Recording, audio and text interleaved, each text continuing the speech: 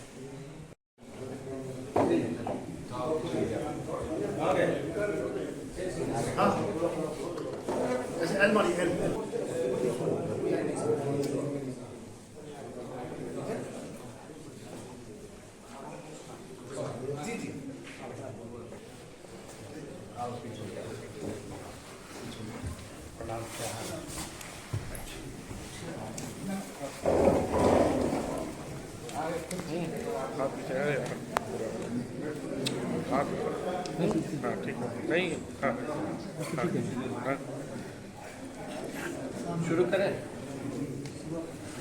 जी हाँ, किया जाए। जिले में हम लोगों की कार्यकर्ता संवाद सदर्शन कार्यक्रम में हम लोग यहाँ आए हैं और उद्देश्य ये है कि पार्टी के जो ज़मीनी वर्कर जो हैं, पंचायत अध्यक्ष हैं, ब्लॉक अध्यक्ष हैं या संगठन के जो हमारे महत्वपूर्ण कार्यकर्ता हैं, उनसे जो है हम लोग फीडबैक लें, उनसे हम लोग संवाद करें ताकि और पार्टी संगठन को मजबूत कैसे किया जाए, इसका विस्तार कैसे किया जाए। इस सिलसिले में जो है पहले ही हम लोग को करना था, लेकिन झारखंड का चुनाव बीच में आ गया, इस वजह से नहीं हो पाया। तो इस सिलसिले में हम लोग जो है यहाँ मुंगेर हम लोग आए हैं और ये 4 दिन का जो एक दिन में सभी कार्यकर्ताओं से हम लोग जो है मुलाकात करेंगे और बहुत खुशी की बात है, आप सब लोग जान रहे हैं कि हम लोग मुंगेर एक ऐतिहासिक जगह है और यहाँ हम लोगों की कोशिश जो है कि मुंगेर प्रमंडल पर विशेष तौर पे ध्यान दे करके पार्टी को और कैसे हम लोग जो है आगे बढ़ाने का काम करें और जो महत्वपूर्ण जो बिंदु हैं, जो क्योंकि कार्यकर्ता जो है ज़मीनी स्तर पे रहते हैं, हर पंचायत का क्या समस्या है, कौन से ब्लॉक की क्या समस्या है, तो उनसे भी जो है फीडबैक मिलेगा। उस हिसाब से आने वाले चुनाव में उसको जो हम लोग जो करेंगे मैनिफेस्टो या घोषणा पत्र, तो उसमें भी इंक्लूड जो है अलग से जो ज़रूरत की चीज़ें हैं वो हम लोग करेंगे। पूरे बिहार में लोग परेशान हैं बिजली के बिल से, स्मार्ट मीटर से। हम लोग बार बार कहें ये स्मार्ट मीटर नहीं, स्मार्ट चीटर है। और जो सर्वे जो कराया जा रहा है ज़मीन का, इससे लोग बहुत परेशान हैं। और बिहार में बिजली पूरे देश में सबसे महंगा बिजली जो है मिलता है। हमने कहा भी है अगर हम लोगों की सरकार बनेगी तो 200 यूनिट फ्री में बिजली हम लोग देंगे। और वही नहीं, इस सरकार से भी हम लोग 200 यूनिट फ्री बिजली हम लोग दिलवाने का काम करेंगे। मुख्यमंत्री जी पहले कहते थे 10 लाख नौकरी कहाँ से लाएगा, तो 17 महीनों में जो हम लोगों ने नौकरियाँ जो बांटी है, 5 लाख नौकरी हम लोग दिए, 3.5 लाख नौकरी प्रक्रियाधीन करा करके आए। नियोजित शिक्षकों को राष्ट्रीय अकादमी का दर्जा 4.5 लाख लोगों को हम लोगों की सरकार ने दिया। तो जो लोग कयास लगाते थे कि असंभव है नौकरी देना, कहाँ से लाएगा, अपने बाप के पास से लाएगा पैसा, तो हम लोगों ने वो करके दिखाया। और मैं बिहार के लोगों को आश्वस्त करता हूँ कि इसी सरकार से 200 यूनिट फ्री में बिजली हम लोग दिलवाने का काम करेंगे। कैसे सरकार को मजबूर करेंगे कि जनता की जो समस्याएं हैं इसको दूर किया जाए। दूसरा जो लैंड सर्वे चल रहा है उससे लोग परेशान। पूरे बिहार में लॉ एंड ऑर्डर की सिचुएशन जो है बद से बदतर है।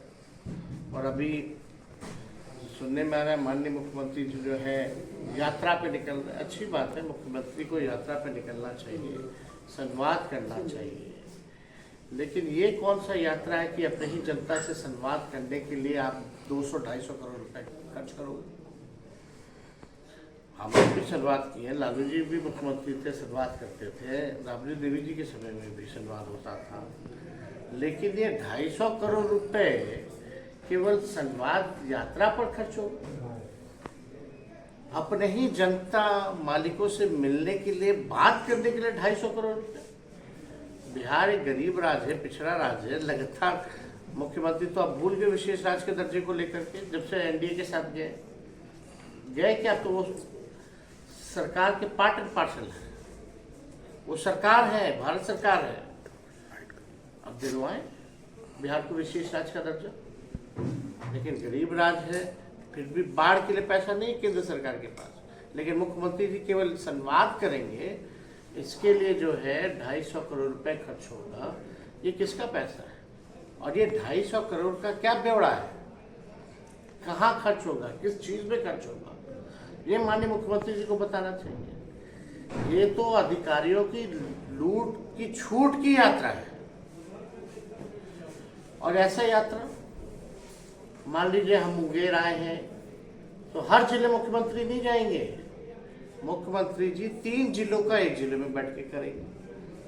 अब आप बताओ कितना संभव है कि मुंगेर भी बैठ जाए, बेगूसराय भी बैठ जाए, खगड़िया के लोग भी आएंगे मुंगेर में। 3 जिलों के लोगों से संवाद माननीय मुख्यमंत्री जी 1-2 घंटे में कर लेंगे? ये कौन सा संवाद है? उसके लिए 250 करोड़ रुपए खर्च। ये प्रश्न उठता है। हम मना नहीं कर रहे, मुख्यमंत्री जाए, मिले, बात करें, लेकिन ये जनता का पैसा है, जनता जानना चाहता है, विपक्ष भी जानना चाहता है कि आप 3 जिले में जाइएगा, क्या एक जिले में जाकर के 3 जिले का आप पूरा कीजिएगा, तो आप 1-2 घंटे में तीनों जिलों के लोगों से संवाद भी कर लोगे, समस्या का भी समाधान कर दोगे क्या? आप लोग सब लोग जानते हैं IPRD के जरिए जो है मुख्यमंत्री का पट्टा में जनता दरबार चलता था, लाइव मना कर दिया गया, दरबार ही बंद कर दिया गया, क्योंकि उसमें लाइव आता था कि एक ही व्यक्ति 4 बार 5 बार जनता दरबार में पहुंचा, लेकिन उस समस्या का समाधान नहीं हो पाया। कई बार ऐसे कितने व्यक्ति हैं जो जनता दरबार में गए, 1 बार नहीं 5 बार गए, लेकिन कोई समाधान नहीं हो पाया। तो क्या माननीय मुख्यमंत्री जी एक जिले में बैठ के 3 जिले के लोगों से संवाद कर लेंगे, उनकी समस्या सुन लेंगे, क्या उनकी समस्या का समाधान कर देंगे? ये बड़ा प्रश्न चिन्ह जो है उठता है।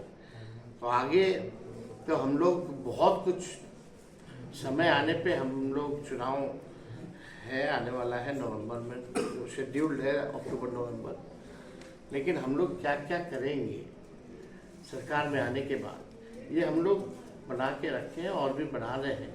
समय आने पे हम लोग बताएंगे कि हम लोग क्या क्या करेंगे बिहार को आगे बढ़ाने के लिए, बिहार के लोगों की तरक्की कैसे हो, विकसित राज्यों में बिहार कैसे गिना जाए, जो हम लोगों का विजन है, जो रोड मैप है, इसको हम लोग आगे चल के जो बताएंगे। आप देखिए, हम लोगों ने विज्ञापन जारी किया नौकरियों का, लोगों ने फॉर्म भरा, लोगों ने परीक्षा दिया, रिजल्ट आया और हाथ में नियुक्ति पत्र केवल 3 महीने के अंदर बिना पेपर लीक हुए। हमारे आने से पहले सरकार में पेपर लीक होता था, हमारे जाने के बाद जो है पेपर लीक हुआ। कई एक आध उदाहरण नहीं, नीट का मामला हो, CHO का भी मामला, जो हेल्थ डिपार्टमेंट 2000 पद को लेकर के सारा मेरा ही किया हुआ है, CHO पद का सृजन, बल्कि पब्लिक हेल्थ कैडर लाए हैं, 1.5 लाख वैकेंसी हम कर दिए हैं। कैबिनेट में माननीय मुख्यमंत्री जी ने बोला कि इसको अभी मत लाइए, इसको बाद में लाइएगा, अभी शिक्षक लोग का हुआ है, तो वो कब भरा जाएगा? और जब लोगों की भरने की बात आती है तो 2000 जो है पद है इसमें CHO का, पेपर लीक हो जाता, ये तो अद्भुत है। ये क्या हो रहा है? लोग परेशान है। अभी देखिएगा 17वें जो BPSC परीक्षा को लेकर के आयोग कभी भी चुप्पी साधी हुई, और हमको जो नॉर्मलाइजेशन जो करना चाहिए आयोग को, बीपीएससी को, ये अभी तक क्लियर नहीं है। और 10 दिन परीक्षा का शेष रह गया। तो इसमें तो 3 सेट का जो विवादित जो पैटर्न है, इस पर जो है अपनी राय को स्पष्ट जो है बीपीएससी को करना चाहिए। लोग परेशान हैं, आंदोलन कर रहे हैं। आप उसी हिसाब से देखिएगा जो एसडीएम डीएसपी का पद जो होना है उसमें, ये तो पूरी तरीके से आप देखिएगा जो कोचिंग जो माफिया है, ये उन लोगों के चाल की बात है। ये पूरा माफियागिरी जो है वो चल रहा है। अचानक से जो है पैटर्न बदल रहा है। पोजीशन को लेकर के जो है लोगों को करना चाहिए। और अभी पटना में बड़े तादाद में जो है लोग जो है वहाँ आप देखिएगा आंदोलन कर रहे हैं। जो मांगा गया आपका ईडब्ल्यूएस का मांगा जा रहा पुराना। लोग जो है बहुत ही तादाद में पटना में जो है पूरी तरीके से आंदोलन कर रहे हैं, लेकिन सरकार में जो है लोग कोई सुनने वाला जो है नहीं है। तो हम सब लोग आए हैं लगातार। विधानसभा के अंदर में भी हम लोगों ने आरक्षण के इशू को हम लोगों ने उठाने का काम किया। अब तो ये आरक्षण जो है ख़त्म हो गया। इससे जितने ईबीसी हैं, ओबीसी है, एससी है, एसटी है, जो हम लोगों ने 75% आरक्षण बढ़ाया था, 10% ईडब्ल्यूएस और 65% जो है पिछड़े, अति पिछड़े, दलित, आदिवासी समाज को, जो हम लोगों ने 65% किया था। आज जो भी ये बहालियाँ निकल रही है उसमें रिजर्वेशन लागू नहीं होगा। इसका दोषी कौन है? हम लोग तो बार बार कहते रहे कि भाई इसको शेड्यूल 9 में डालो। ये कैबिनेट में जब से तब भी हम लोगों ने सिफारिश किया था भारत सरकार को। भारत सरकार ने 7 महीने तक कुछ नहीं किया। अब कोई भाजपा के लोग चले जाते हैं कोर्ट, वहाँ जाके रुकवाने का प्रयास किया जा रहा है भाजपा के द्वारा। सिर्फ वही नहीं, जाति आधारित गणना जब कराई जा रही थी तब भी भाजपा के लोग थे। और सुनो, बिहार में हो रहा है ये जाति आधारित गणना, गाजियाबाद का कोई बीजेपी का कोई कार्यकर्ता जो है वो पिटीशन डालता है गाजियाबाद में। तो ऐसे खिलवाड़ जो है ये भाजपा के लोग संविधान आरक्षण के साथ लगातार कर रहे हैं। पिछड़े समाज के लोग हैं, दलित समाज के लोग हैं, आदिवासी समाज के लोग हैं, अति पिछड़े समाज के लोग हैं, इनके अधिकार को मारा जा रहा है। तो इसलिए हम लोग जो है यहाँ पे अति पिछड़ों की बात कर रहे थे भी। माननीय मुख्यमंत्री केवल एक मुखौटा नहीं, कुछ चंद अधिकारी जो है, चंद जो लोग हैं मुख्यमंत्री के इर्द गिर्द, वही सरकार चला रहा है। मुख्यमंत्री जी लगातार 20 साल शासन कर लिया और अब ना ही उनका कोई विजन नजर आता है नया कि बिहार को आगे कैसे ले जाए, बिहार में कारखाने कैसे लाएं, बिहार में पलायन को कैसे रोकें, बिहार को आगे कैसे बढ़ाएं। कोई एक विजन बता दो जो आज तक मुख्यमंत्री जी ने बताया हो कि हम बिहार को आगे कैसे ले जाएंगे। अब वो थक चुके हैं। अब नीतीश कुमार पहले वाले नहीं रह गए। अब तो केवल उनको आगे करके मुखौटा बना करके कुछ अधिकारी जो हैं अपना जेब गरम कर रहे हैं। ये हकीकत है और ये सच्चाई है। हर कोई व्यक्ति हर बात इस बात को जानता है। लोगों के साथ अन्याय तो किया ही जा रहा है, माफियाओं के साथ मिलकर के काम किया जा रहा है। शराबबंदी है लेकिन शराब माफियाओं का बोलबाला है। यही हाल हो रहा है। वैसे शिक्षा माफिया है। आप बताओ, जितना भी पेपर लीक होता है उसके तार एक जिले से क्यों जुड़े होते हैं और आज तक किसी पे कार्रवाई क्यों नहीं की गई? कौन है दोषी? कोई एक बड़ा अधिकारी बताओ, मंत्री बताओ। ये तो बार जो है पेपर लीक हुआ अलग अलग चीजों का, किस पे कार्रवाई की गई है? किसी पे नहीं। तो कौन चला रहा? माफिया सरकार चला रही है। सर 2025 का जो चुनाव है सर उसमें क्या अरे हम लोग बुलंदी के साथ चुनाव 20 का भी लड़े थे, सरकार तो बना ही थी, तो सब जानता है। क्या लगता है समय से पहले चुनाव होते हैं? मुंगेर में भी आप जान रहे क्या हुआ था, बताने की जरूरत है आप लोग को। महंगाई विचारधारा भाई बैक बेंचर जो है वो मेन स्ट्रीम में है। कर्पूरी जी ने आरक्षण दिया था पिछड़ों को, अति पिछड़ों को, लालू जी ने 90 में आके उसको बढ़ाया, राबड़ी देवी जी ने उसको आकर के और 18% बढ़ाने का काम किया। हम लोग जब आए तो उसको 65% ले गए, तो इसमें नजर की क्या बात है? मेरा एक प्रश्न उसमें तो लोगों के साथ न्याय तो होना ही चाहिए। मेरा एक प्रश्न है, आपके शासनकाल में क्या मैटर है, उसके बाद ही अध्ययन करके कुछ बात। और जहाँ नहीं इतना नहीं, हम जागरूक व्यक्ति थे। हम सामाजिक रूप से और राजनीतिक रूप से भले क्रिकेट खेलते हों, दिल्ली में रहते हों, लेकिन जानकारी हम पूरी रखते थे, ऐसी बात नहीं है। और लोग इतिहास पढ़ते भी हैं, हम लोग भी जानते हैं कि क्या माहौल पहले था और अब में बड़ी तब्दीली आई है।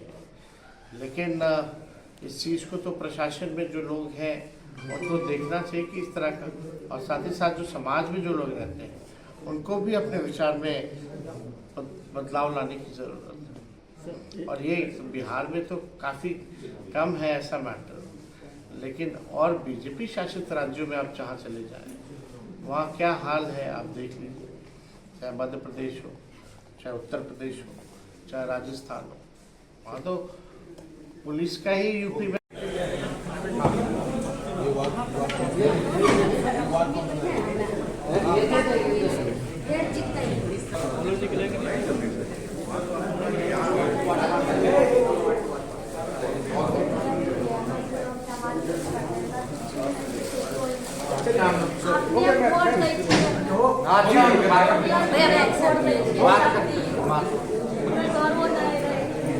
देख लीजिए।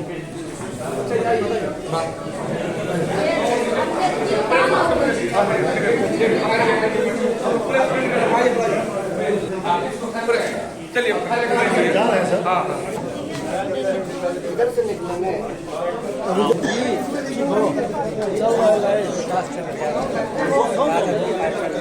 हाँ